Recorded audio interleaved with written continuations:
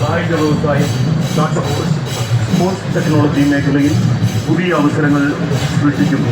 2-ൽ നിന്ന് 20-ലേക്ക് 2015 വരെ കേരളത്തിൽ ഉണ്ടായിരുന്നത് വെറും 2 സിന്തറ്റിക് ട്രാക്കുകൾ മാത്രമായി.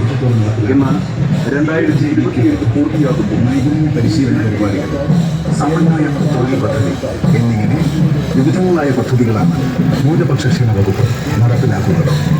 മത്സര പരീക്ഷകൾക്ക് പങ്കെടുക്കുന്ന വിദ്യാർത്ഥികൾക്കായി ന്യൂനപക്ഷ ഉപജന പരിശീലന കേന്ദ്രങ്ങളും വകുപ്പിന് കീഴിൽ പ്രവർത്തിച്ചു വരുന്നു. ന്യൂനപക്ഷ ക്ഷേമ വകുപ്പുമായി ബന്ധപ്പെട്ട വിവരങ്ങൾ അറിയുന്നതിനായി വകുപ്പിന്റെ ഒഫീഷ്യൽ വെബ്സൈറ്റായ www.minorityWelfare.kerala.gov.in സന്ദർശിക്കാവുന്നതാണ്. ന്യൂനപക്ഷ ക്ഷേമ വകുപ്പ്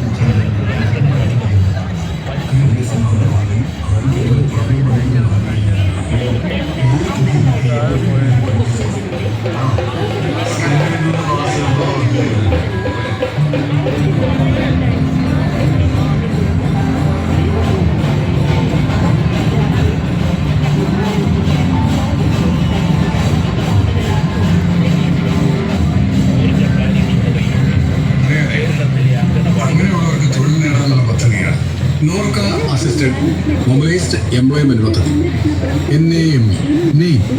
കുറഞ്ഞത് 2 വർഷമെങ്കിലും വിദേശ രാജ്യങ്ങളിൽ ജോലി ചെയ്ത് പ്രവൃത്തി പരിചയം നേടിയവർക്കുള്ള ഓൺലൈൻ പ്ലാറ്റ്ഫോമാണിത്. അതുവഴി എങ്ങനെയാ തൊഴിൽ കിട്ടുക? പറയാം. തൊഴിലാളികളെ ആവശ്യമുള്ള അംഗീകാരമുള്ള എല്ലാ സ്ഥാപനങ്ങളും ഇതിൽ രജിസ്റ്റർ ചെയ്യാം. ആവശ്യമുള്ള ഒഴിവുകൾ അതിലിടും. അതതിന്റെ ലിങ്ക് വഴി തൊഴിലന്വേഷകർക്ക് അപേക്ഷിക്കും.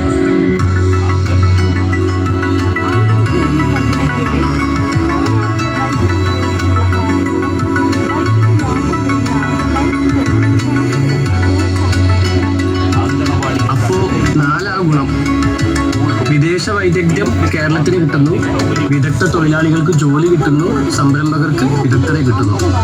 അതോടൊപ്പം ഒരു തൊഴിലുടമക്ക് ഒരു തൊഴിലാളിയുടെ പേരിൽ പരമാവധി 1 വർഷം 40,000 രൂപ വരെ വേജ് കോമ്പൻസേഷൻ നോർക്ക റൂട്ട്സ് നൽകുന്നു. ഇങ്ങനെ പരമാവധി 50 പേരെ വരെ ഒരു തൊഴിലുടമക്ക് നിയമിക്കാവുന്നതാണ്.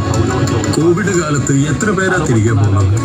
അതിനുമുണ്ട് പലതരം വിദഗ്ധരും ഇൻവെസ്റ്റ്മെന്റിന് പറ്റിയവരും. കോവിഡ് സമയത്ത് വന്നവർക്ക് പ്രത്യേക സംരംഭ പദ്ധതി അന്നേ തുടങ്ങിയിരുന്നു. പ്രവാസി ഭദ്രത അതിപ്പോഴും ഉണ്ട്.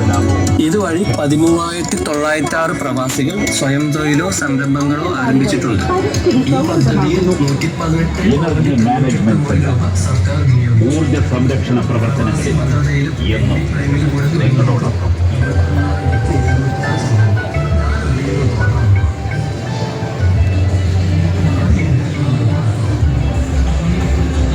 കൈത്തറി മേഖലയിൽ ആധുനികവൽക്കരണം, വൈവിധ്യവൽക്കരണം, നൂതന സാങ്കേതിക വിദ്യയുടെ ഉപയോഗം.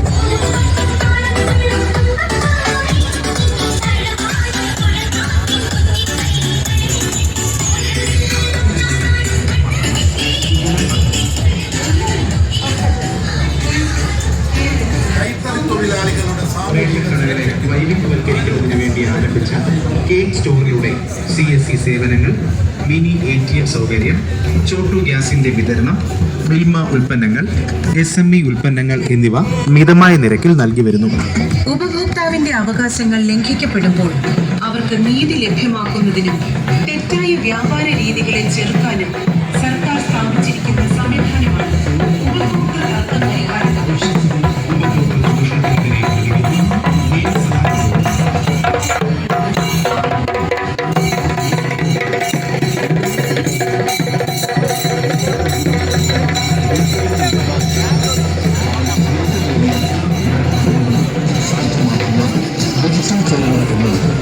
ആശയമാണ് ഇവിടെ അവതരിപ്പിക്കുന്നത്.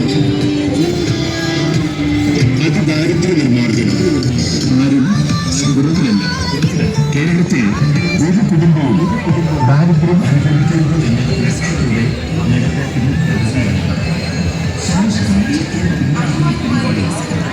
മൃഗസംരക്ഷണ പദ്ധതികൾ വിജയത്തിലേക്ക്.